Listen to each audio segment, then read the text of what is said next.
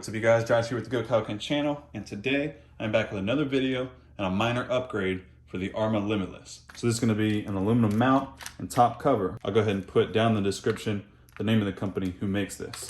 So right now I still have the plastic housing, and in order to clean that up a little bit and provide some more support, I've got these aluminum upgrades. I'll go ahead and step through the installation process with you guys right now. All right, so first we're gonna take a 2.5 millimeter hex tool, take the front screw out for the chassis brace here, and that will allow us to move this, and then a little bit this way or that way, whichever direction, in order to get to these screws and lift that up out of there. So same size, we're gonna take the 4 screws off of this top cap. All right, with those 4 screws removed, we can go ahead and take this off the top. So you can see the plastic one has these 2 pieces on either side that push down on top of the bearing in order to hold that into place. Now, because this is aluminum and it's much easier to mill out individual pieces, that is how they come. You can see I've got this piece here, this one, and then 2 screws.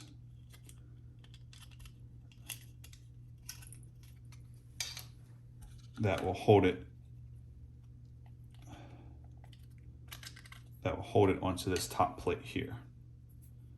So the correct way to install this, if you see where the spool will actually be positioned, the thicker of the 2 pieces is going to go right next to that spool, and then the wider section, so that would be this side, will be towards the inside of the plate, right next to the spool like that.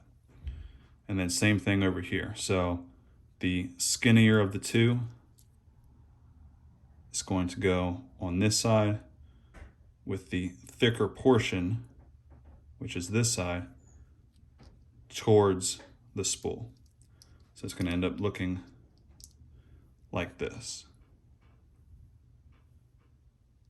And it will be mounted in the car like so. Before we mount this on, of course, we're going to go ahead and put a little bit of Loctite on the 2 screws that's provided, screw these down. Before we put this cover into the car, we actually have to install the other side of the spool mount. Currently plastic in the car, we have the aluminum replacement here. So let me go ahead and put the screws on here, and then I'll show you guys how to replace that. All right, so now that I've got that installed, something to keep in mind, this can turn slightly left and slightly right. So as you're tightening that down, just double check it, make sure that it's completely flush. And once that Loctite sets up, these really shouldn't move. And really this is just holding the bearings down. If you keep it as straight as possible, you really should be a-okay. So before I actually install the aluminum replacement for this half of the spool holder, I'm gonna test fit this and make sure that everything lines up as it should. And that is dropping right down into place, no problem. And that rubbing you heard just now was just the plug there, but yeah, that fits really, really good. Okay, so I'm gonna pop this back off. And then now, like I'd mentioned, we're replacing this half of the spool holder, which is still plastic, with this piece here. This, just comparing to how it's mounted here, just make sure that where the bearings are gonna set in, that you have it facing the correct way. So where it's indented here, this is where the bearing's gonna go. It's gonna face the back of the car like that. So let's get this old cover out of the way. And then to remove this, I'm just gonna go ahead and lift the spool out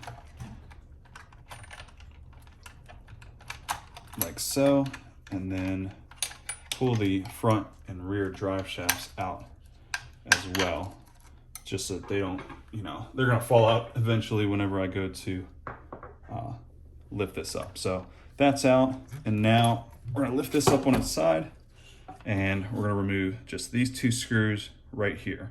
Remember, when you're mounting the aluminum one in place, because it's aluminum, you're gonna need Loctite and you're gonna want to not tighten it down, you know, incredibly hard, because you could strip it out. All right, there's the old piece. And now I'm just gonna go ahead and get my Loctite ready. Actually do this part by hand so I can feel if it's going to cross thread or not.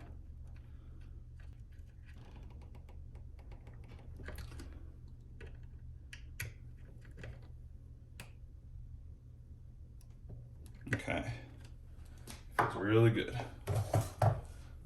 Move this and we'll bring this back down. So that's what it looks like right there. Of course, when I'm finished, I'll bring the camera in a little bit closer. But before I drop the drive shafts in, I'm just going to test fit.